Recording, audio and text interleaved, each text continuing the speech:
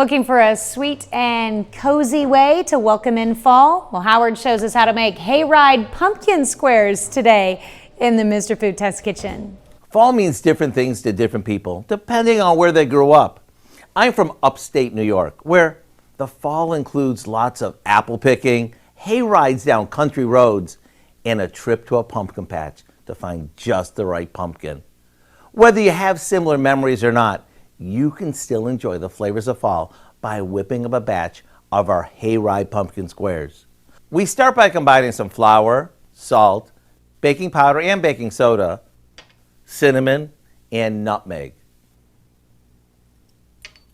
After it's mixed, in another large bowl, we beat together some canned pumpkin, eggs, a good amount of sugar, vegetable oil, and a splash of vanilla.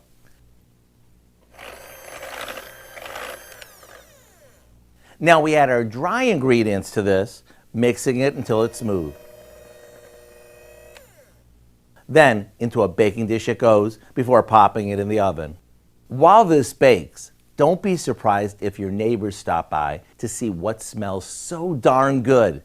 You can bet they'll stick around for a piece or two. To get the recipe for what we call our Hayride pumpkin squares, just head over to our website. Maybe put on your favorite flannel shirt to get you in the mood. I'm Howard in the Mr. Food Test Kitchen, where today we found a sweet and cozy way for you to say, ooh, it's so good. You can find this recipe along with a lot more good food from the Mr. Food Test Kitchen online. Just go to our website, KOAMnewsnow.com. Here's a look at our 4 state market prices.